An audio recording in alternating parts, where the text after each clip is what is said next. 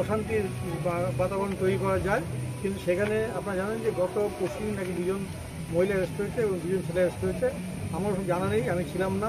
রাত্রি 11টার পরে আমি শুনছি, কিন্তু তখনও কোনো খবর পাইনি। পরের দিনও কোনো খবর পৌঁছায়নি। কিন্তু আমরা পরে শুনলাম যে এই ধরনের ঘটনা ঘটেছে এবং পুলিশ তাদের অ্যারেস্ট করে নিয়ে এসছে। আমরা অত্যন্ত স্পষ্ট ভাষায় বলতে চাই যে পুলিশ তার কাজ করবে। আমরা পুলিশের অন্যায় যদি রোগকে কোনো ব্যবস্থা গ্রহণ করে কোনো সব বাধা দেবো না। রাতারাতি কুখ্যাত হয়ে ওঠা অশোকনগরের রেস্টুরেন্ট তথা ব্যাংকোয়েট হল গ্রিন অ্যাপেল বন্ধের দাবিতে এবার সরব হলো তৃণমূল কংগ্রেস। অশোকনগর কল্যাণগড় পৌরসভার পৌরপ্রধান প্রবোধ সরকারের নেতৃত্বে এদিন অশোকনগর থানায় একটি ডেপুটেশন দিয়ে গ্রিন অ্যাপেল অবিলম্বে বন্ধ করার দাবি জানানো হয়। পাশাপাশি মালিকদের বিরুদ্ধেও আইনি পদক্ষেপ নেওয়ার দাবি জানানো হয়েছে। যদিও তৃণমূলের এই আন্দোলন ড্যামেজ কন্ট্রোলের জন্য বলে মনে করছে সিপিএম। জেলা এসএফআই নেতা আকাশ করের দাবি, পৌরপ্রধান এবং 10 নম্বর ওয়ার্ডের কাউন্সিলরের বিভিন্ন রকম সহযোগিতা পেয়েছে এই সংস্থা।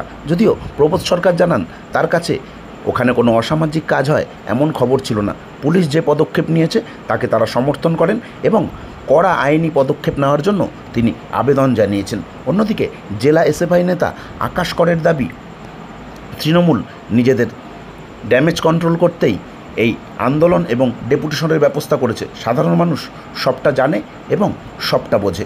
এদিনের ডেপুটেশনে অংশ নিয়েছিলেন প্রবোধ সরকার ছাড়াও হাবড়া 2 নম্বর পঞ্চায়েত সমিতির কর্মাধ্যক্ষ প্রবীণ মজুমদার ছিলেন, যুবনেতা প্রদীপ সিং, কাউন্সিলর, অন্যান্য কাউন্সিলররাও এদিন উপস্থিত ছিলেন সঞ্জয় রাহা। এদিন ডেপুটেশন তুলে দেওয়া হয় অশোকনগর থানার ওসি চিন্তামণি নস্করের হাতে। মাত্র 100 টাকায় আনলিমিটেড চিকেন বিরিয়ানি, সঙ্গে চিকেন পিস ফ্রি। ভাবছেন কোথায় যাবেন? বেশি দূরে নয়, অশোকনগরের বিজয় ফার্মেসি মোড়ে সুসজ্জিত ক্যাফে বিকেলের আড্ডা। চলে আসুন, তার সঙ্গে পেয়ে যাবেন মাত্র 2 টাকায় দুধ চা আর ভিড়। আসুন, অনন্য পরিবেশ, ঘরোয়া পরিবেশে যদি একটা বিকেল আপনজনদের নিয়ে কিছুটা সময় কাটাতে চান তাহলে অবশ্যই আপনার ঠিকানা হবে বিকেলের আড্ডা, অশোকনগর বিজয় ফার্মেসি মোড়ের বিকেলের আড্ডা। বাংলায় একটা কথা আছে, সাপ হয়ে কামড়িয়ে ওঝা হয়ে ঝাড়া। তৃণমূলের অবস্থা হয়েছে এখন তাই। অশোকনগরের সাধারণ মানুষ জানে এই কুকীর্তি যেখানে হলো তাদের মালিক কারা, তাদের সাথে কাদের সম্পর্ক আছে, কাদের চেনা পরিচিত আছে। ফলত এখন দায় ধারার জন্য মানুষ যখন ছিছি করছে, অশোকনগরের মানুষ সেখানে কিছুটা ইমেজ মেকওভারের জন্য এসব নাটক কেউ করতে পারে, এতে কোনো লাভ হবে না। তৃণমূলের ক্ষমতা থাকলে, পৌরসভার ক্ষমতা থাকলে যারা এর মালিক তাদের বিরুদ্ধে এফআইআর করুক, আমরা সেই দাবিতেই পুলিশের কাছে যাব। নামি দামি কোম্পানির জুতো, বেল্ট, ওয়ালেট আর পারফিউম কিনতে পয়সা খরচা করে বাসে, ট্রেনে আর ছুটতে হবে না হাবড়া বা কলকাতায়। বাড়ির পাশে অশোকনগর কচুয়া মোড় সংলগ্ন বিজয় ফার্মেসি মোড়ে স্টেপস গ্যালাক্সিতেই মিলছে ন্যায্য দামে উন্নত মানের লেডিস এবং জেন্টস জুতো। তবে ছোটদের জুতো এখানে বিক্রি হয় না। নিজের পছন্দের উন্নত মানের জুতো কিনতে তাই আজই চলে আসুন স্টেপস গ্যালাক্সিতে। ডেপুটেশন তো আপনারা প্রত্যেকে জানেন যে অশোকনগরে গ্রিন অ্যাপেল নামে যে হোটেলটা হয়েছিল, সেই হোটেলে একটা অসৎ কাজের সঙ্গে লিপ্ত 2টো মেয়ে এবং ছেলেকে পুলিশ গ্রেপ্তার করে নিয়ে এসেছিল।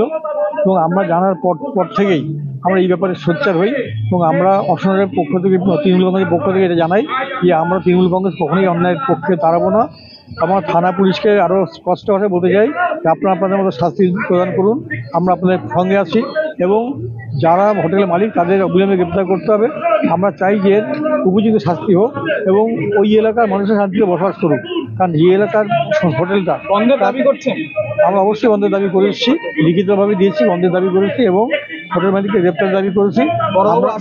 অবশ্যই ওনারা বলেছেন যে নিশ্চয়ই আমরা গ্রেপ্তার অলরেডি করেছি, আরও খোঁজ খবর চলছে, যারা বেশি তারা নিশ্চয়ই গ্রেপ্তার করবে। এই বিষয়ে কথা হচ্ছে আমাদের সাথে এবং আমরা এটুকু বলেছি যে যদি গ্রেপ্তার না হয় তাহলে আগামী দিনে আমরা আরও বেশি করে আন্দোলনে নামবো।